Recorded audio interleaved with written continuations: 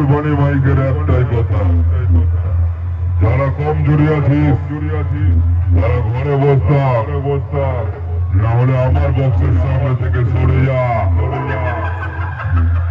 আর যদি দম থেকে তো আমার বক্সের সঙ্গে লড়ে দেখবা।